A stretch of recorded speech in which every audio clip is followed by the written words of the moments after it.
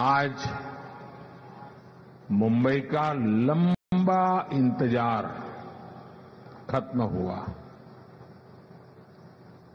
मुंबई को अब अपना दूसरा इंटरनेशनल एयरपोर्ट मिल गया है। ये एयरपोर्ट इस क्षेत्र को एशिया के सबसे बड़े कनेक्टिविटी हब के रूप में स्थापित करने में बड़ी भूमिका निभाएगा। आज मुंबई को पूरी तरह से अंडरग्राउंड मेट्रो भी मिली है। इससे मुंबई में ट्रैवल और आसान होगा, लोगों का समय बचेगा। ये अंडरग्राउंड मेट्रो विकसित होते भारत का जीवंत प्रतीक है। मुंबई जैसे व्यस्त शहर में जमीन के नीचे और वो भी ऐतिहासिक बिल्डिंगों को सुरक्षित रखते हुए ये शानदार मेट्रो बनाई गई है। मैं इससे जुड़े श्रमिकों और इंजीनियर्स को भी आज बधाई देता हूं।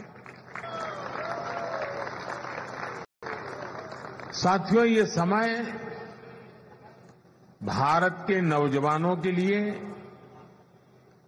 अनगिनत अवसरों का समय है। कुछ दिन पहले ही देश की अनेक आईटीआई को इंडस्ट्री से जोड़ने के लिए 60,000 करोड़ रुपए की पीएम सेतु स्कीम लॉन्च हुई है। आज से महाराष्ट्र सरकार ने सैकड़ों आईटीआई और तकनीकी स्कूलों में नए प्रोग्राम का शुभारंभ किया है। इसके स्कूलों में पढ़ने वाले बच्चों को भी drone, robotics, electric vehicle, solar energy, green hydrogen ऐसी अनगिनत नई टेक्नोलॉजी की ट्रेनिंग मिल पाएगी। मैं महाराष्ट्र के युवाओं को बहुत बहुत शुभकामनाएं देता हूं। साथियों, आज इस बड़े अवसर पर मैं महाराष्ट्र के सपूत लोकनेता दीबा पाटिल जी को भी याद कर रहा हूं।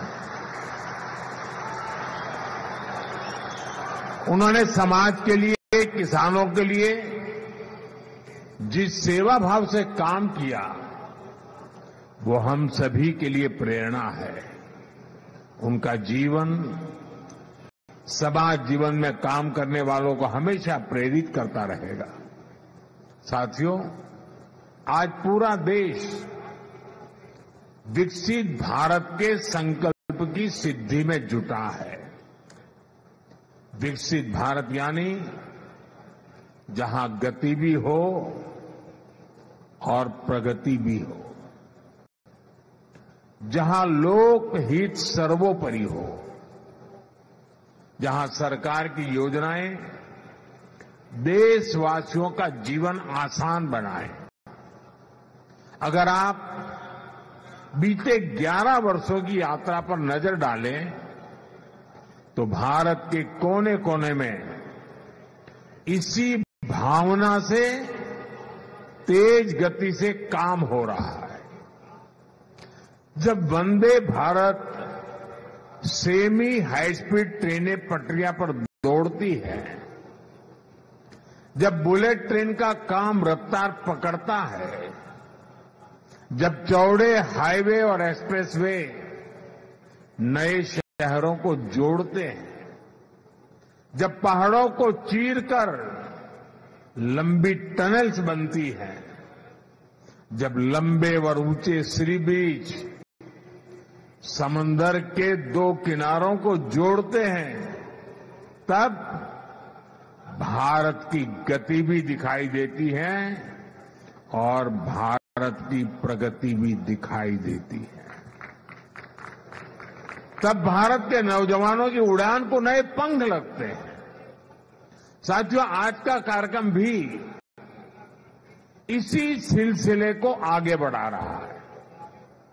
नवी मुंबई इंटरनेशनल एयरपोर्ट एक ऐसा प्रोजेक्ट है जिसमें विकसित भारत की झलक है। ये छत्रपति शिवाजी महाराज की धरती पर बना है और इसका आकार कमल के फूल जैसा है, यानी ये संस्कृति और समृद्धि का जीवंत प्रतीक है। इस नए एयरपोर्ट से महाराष्ट्र के किसान यूरोप और मिडिल ईस्ट के सुपरमार्केट से भी जुड़ जाएंगे, यानी किसान की ताजा उपज, फल, फूल, सब्जी और मछुआरों के उत्पाद तेजी से ग्लोबल मार्केट तक पहुंच पाएंगे। इस एयरपोर्ट से यहां आसपास के छोटे और लघु उद्योगों के लिए एयरपोर्ट की लागत कम होगी। यहां निवेश बढ़ेगा, नए उद्योग, नए उद्यम लगेंगे। मैं महाराष्ट्र और मुंबई के सभी लोगों को इस एयरपोर्ट की बहुत बहुत बधाई देता हूं। साथियों, जब सपनों को सिद्ध करने का संकल्प हो, जब देशवासियों तक तेज विकास का लाभ पहुंचाने की इच्छा शक्ति हो, तो नतीजे भी मिलते हैं। हमारी हवाई सेवा और इससे जुड़ी इंडस्ट्री इसका बहुत बड़ा प्रमाण है। आपको याद होगा 2014 में जब देश ने मुझे अवसर दिया तो मैंने कहा था कि मेरा सपना है कि हवाई चप्पल पहनने वाला भी हवाई सफर कर सके। इस सपने को पूरा करने के लिए बहुत जरूरी था कि देश में नए नए एयरपोर्ट बनाए जाए। हमारी सरकार ने इस मिशन पर गंभीरता से काम शुरू किया। बीते 11 साल में देश में एक के बाद एक नए एयरपोर्ट बनते चले गए। साल 2014 में हमारे देश में सिर्फ 74 एयरपोर्ट थे। आज भारत में एयरपोर्ट की संख्या 160 को पार कर गई है। साथियों, जब देश के छोटे छोटे शहरों में एयरपोर्ट बनते हैं तो वहां के लोगों को हवाई सफर के लिए विकल्प मिलने लगता है। और इसमें भी पैसे की मुश्किल कम करने के लिए हमने उड़ान योजना शुरू की ताकि सस्ते में लोगों को हवाई जहाज का टिकट मिल पाए। उड़ान योजना की वजह से बीते दशक में लाखों लोगों ने पहली बार हवाई सफर किया है, अपना सपना पूरा किया है। साथियों, नए एयरपोर्ट बनने और उड़ान योजना से लोगों को तो सुविधा मिली है और साथ ही भारत दुनिया का तीसरा बड़ा डोमेस्टिक एविएशन मार्केट भी बना है। अब तो हमारी एयरलाइंस लगातार अपना विस्तार कर रही है और लोगों के लिए आश्चर्य होता है जब दुनिया के लोग जानते हैं अकेले हिंदुस्तान से इन दिनों हवाई जहाज बनाने वाली कंपनियों के पास करीब करीब 1000 नए हवाई जहाज का ऑर्डर बुक पड़ा है। इससे नए pilots, cabin crew, engineers, ground workers के लिए नए अवसर बन रहे हैं। साथियों, जब जहाज बढ़ते हैं तो मेंटेनेंस, रिपेयर का काम भी बढ़ता है। इसके लिए भी हम भारत में ही नई सुविधाएं बना रहे हैं।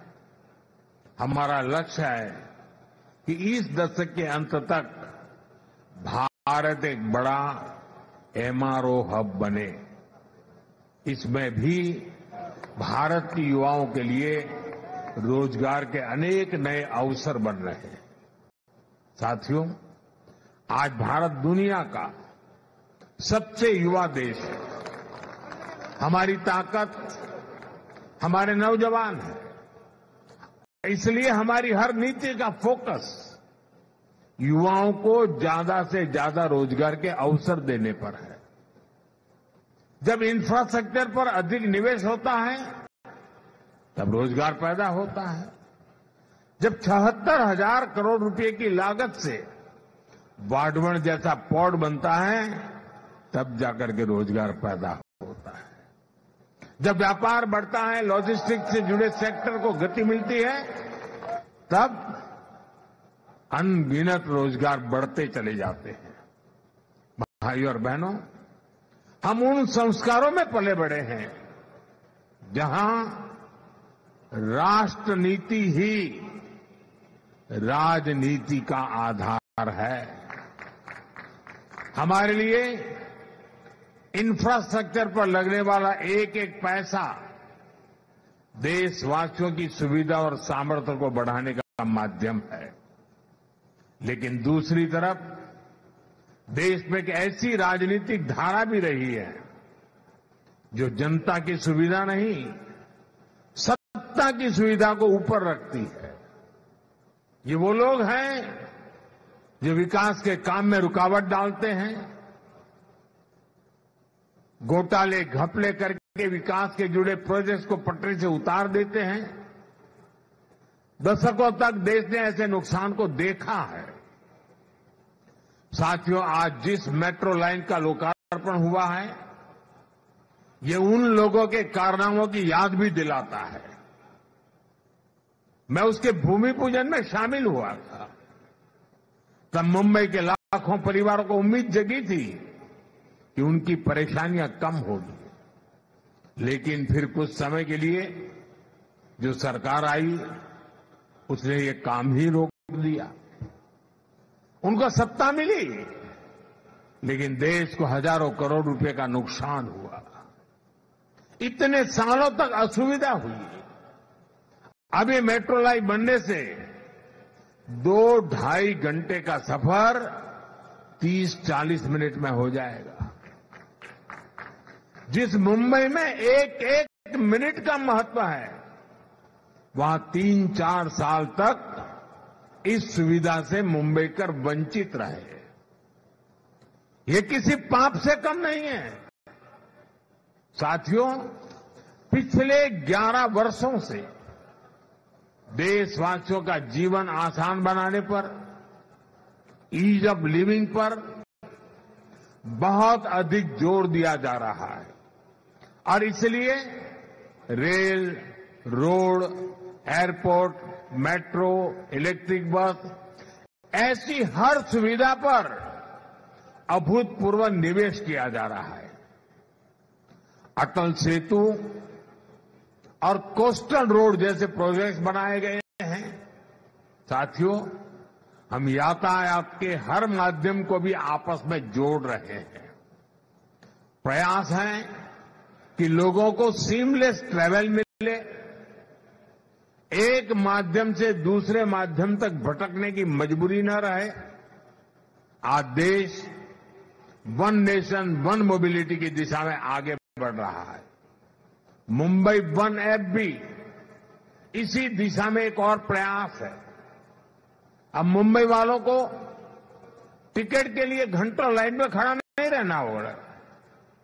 मुंबई वन ऐप से एक बार टिकट लो और उसी टिकट से लोकल, बस, मेट्रो या टैक्सी सब में सफर करो। साथियों, मुंबई भारत की आर्थिक राजधानी के साथ भारत के सबसे वाइब्रेंट शहरों में से एक है। इसलिए 2008 में आतंकियों ने भी मुंबई शहर को बड़े हमले के लिए चुना। लेकिन तब जो कांग्रेस की सरकार सत्ता में थी, उसने कमजोरी का मैसेज दिया आतंकवाद के सामने घुटने टेकने का संदेश दिया।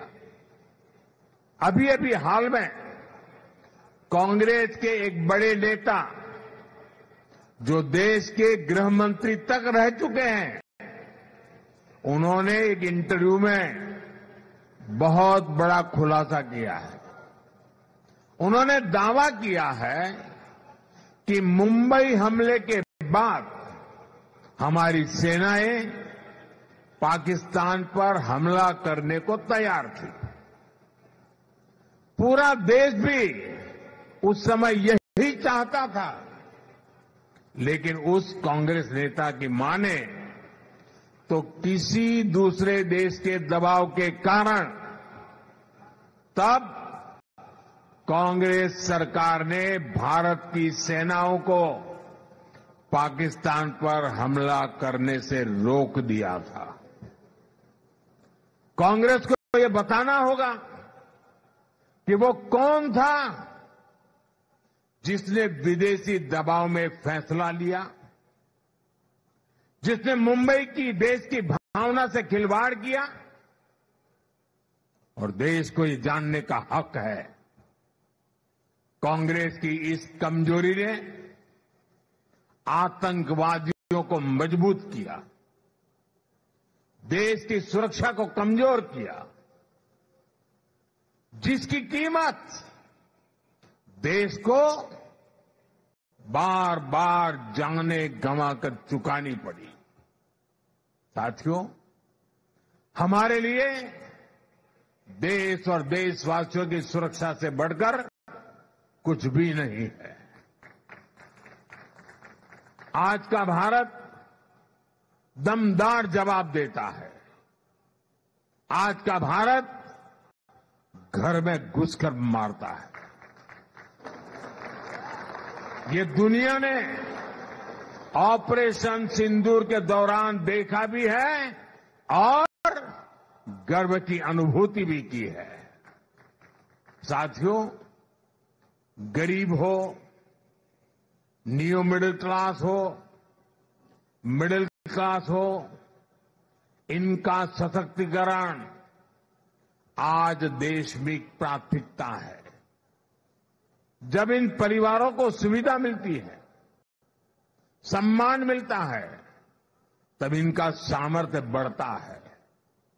देशवासियों के सामर्थ्य से देश सशक्त होता है। अभी जीएसटी में जो नेक्स्ट जनरेशन रिफॉर्म्स हुए हैं, जो चीजें सस्ती हुई है, उससे भी देश के लोगों का सामर्थ्य बढ़ा है। मार्केट से आए आंकड़े बताते हैं कि इस बार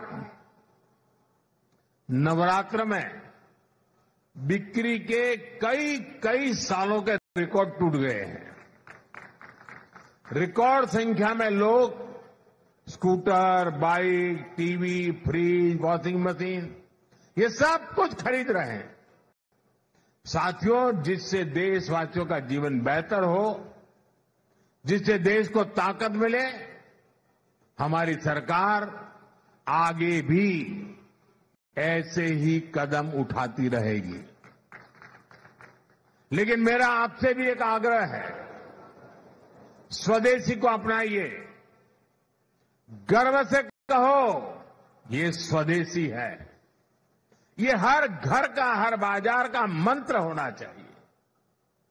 हर देशवासी स्वदेशी कपड़े, जूते खरीदेगा, स्वदेशी सामान घर लाएगा। अगर किसी को गिफ्ट देनी है तो स्वदेशी देगा, तो देश का पैसा देश में ही लगेगा। इससे भारत के ही श्रमिक को काम मिलेगा, भारत के नौजवानों को रोजगार मिलेगा। कल्पना कीजिए, जब पूरा भारत स्वदेशी को अपनाएगा तो भारत का सामर्थ्य कितना बढ़ जाएगा। साथियों, महाराष्ट्र देश के विकास को गति देने में हमेशा आगे रहा है। एनडीए की डबल इंजन सरकार महाराष्ट्र के हर नगर, हर गांव का सामर्थ्य बढ़ाने के लिए निरंतर काम करती रही। एक बार फिर से आप सभी को विकास कार्यों की बहुत बहुत बधाई देता हूं। आप सबको अनेक अनेक शुभकामनाएं देता हूं। मेरे साथ बोलिए भारत माता की। दोनों हाथ ऊपर करके विजयोत्सव मनाइए। भारत माता की, भारत माता की। बहुत बहुत धन्यवाद।